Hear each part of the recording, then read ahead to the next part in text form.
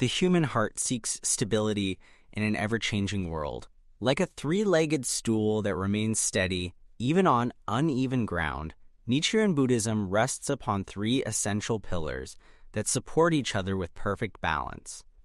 Faith, practice, and study work together as one unified force, each strengthening the others in an endless cycle of growth and discovery.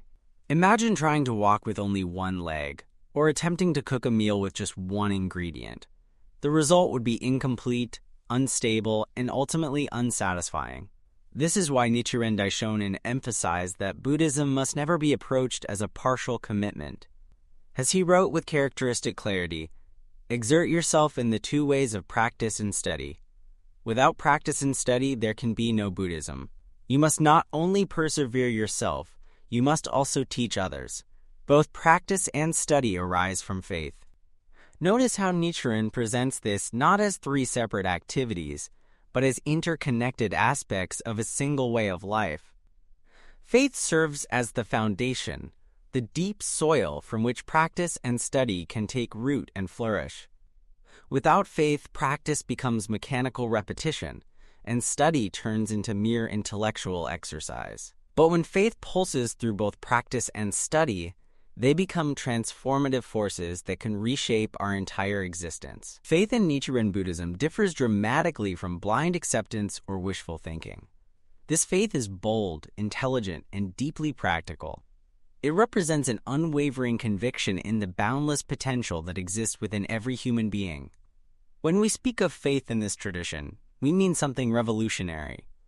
The belief that ordinary people living ordinary lives can access extraordinary wisdom, courage, and compassion simply by awakening to their true nature. This faith finds its expression in the most fundamental practice of Nichiren Buddhism, chanting Nam-myoho Renge-kyo to the Gohonzon. The Gohonzon serves as a mirror, reflecting our highest potential, inscribed by Nichiren Daishonin as a gift to all humanity. He wrote with profound conviction, I, Nichiren, have inscribed my life in Sumi ink, so believe in the Gohonzon with your whole heart. These words carry immense weight because they represent not theory or philosophy, but lived experience proven through the crucible of persecution and hardship. When someone begins chanting Nam-myoho Renge-kyo, they often experience something unexpected. Instead of feeling small or dependent, they discover an inner strength they never knew existed.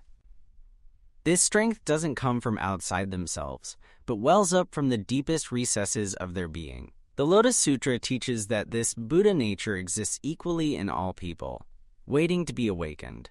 As the sutra declares, at the start I took a vow, hoping to make all persons equal to me, without any distinction between us. The practice of chanting serves multiple purposes simultaneously. On one level, it's a form of meditation that calms the mind and brings clarity to confused thinking. On another level, it's an expression of determination, a way of declaring our commitment to live courageously and compassionately. Most importantly, it's a method for synchronizing our individual lives with the fundamental rhythm of the universe itself. Think of tuning a guitar. When the strings vibrate in harmony with the correct pitch, beautiful music becomes possible. Similarly, when we chant Nam-myoho Renge-kyo with sincere faith, we tune our lives to the frequency of the mystic law. This creates harmony not only within ourselves, but between ourselves and our environment, leading to what Buddhism calls the transformation of karma. The transformation of karma might sound mystical, but it's actually quite practical.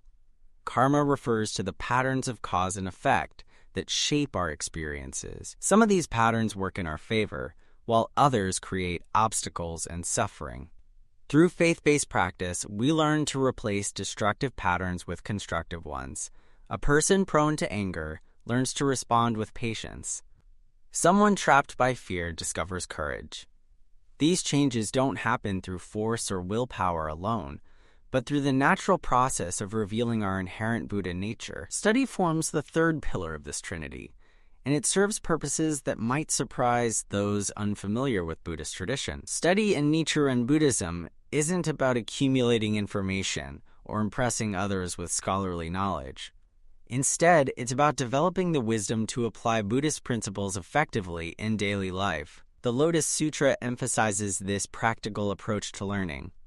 If you desire to hear the law, you must make great effort to learn and remember it. Nichiren Daishonin encouraged his followers to study his writings, the Lotus Sutra, and other Buddhist texts, not as academic exercises, but as guides for living. He understood that without proper understanding, even sincere practitioners could become confused or misguided. Study provides the compass that keeps our practice pointed in the right direction, especially during difficult times when emotions run high and clear thinking becomes challenging. Consider how the three pillars support each other through life's inevitable storms. When someone faces a serious illness, relationship crisis, or financial hardship, faith alone might feel insufficient. Questions arise. Why is this happening to me? What did I do wrong? How can Buddhism help with such concrete problems? This is where study becomes invaluable. By learning how other practitioners overcame similar challenges, by understanding the deeper principles at work in difficult situations, we gain perspective that strengthens our faith and focuses our practice. The writings of Nichiren Daishonin overflow with practical guidance for people facing real-world problems. He corresponded with samurai worried about battle, mothers concerned for their children's welfare, and merchants struggling with business difficulties. His responses invariably connected immediate concerns with eternal principles, showing how temporary challenges could become opportunities for lasting growth. As he wrote to one follower, "Suffer what there is to suffer, enjoy what there is to enjoy. Regard both suffering and joy as facts of life." And continue chanting Nam-myoho Renge-kyo. This advice exemplifies the balanced approach that characterizes mature Buddhist practice. We don't chant to escape life's difficulties, or to ensure that everything goes smoothly. Instead, we chant to develop the wisdom to handle whatever comes our way with grace and strength. We study to understand why this approach works and how to maintain it consistently. We have faith that this process will reveal our highest potential and enable us to help others do the same. The interconnection between the three pillars becomes most apparent during periods of intensive practice or study. When someone chants for extended periods, they often discover insights that no amount of intellectual study could provide. Conversely, when someone delves deeply into Buddhist texts, they frequently feel inspired to strengthen their daily practice. Faith grows naturally from both experiences, creating an upward spiral of development. This dynamic process continues throughout a practitioner's lifetime, with each pillar reinforcing the others in endless variations. A person might begin with strong faith but weak understanding, gradually developing wisdom through consistent study. Another might start with intellectual curiosity but shallow conviction, discovering faith through the undeniable benefits of regular practice. Still others might commence with disciplined practice, but limited comprehension, finding their understanding deepened through years of experience. The beauty of this system lies in its accessibility. Unlike traditions that require years of preliminary study or special qualifications for serious practice, Nichiren Buddhism invites everyone to begin exactly where they are. A busy parent with limited time for study can still chant morning and evening, maintaining faith through consistent practice. A student with intellectual inclinations can dive into Buddhist texts while developing faith through study itself. An elderly person reviewing their life can find meaning in all three pillars as they integrate decades of experience with newfound wisdom. Nichiren Daishonin himself embodied this balance throughout his life. Despite facing exile, assassination attempts, and constant persecution, he never abandoned any of the three pillars.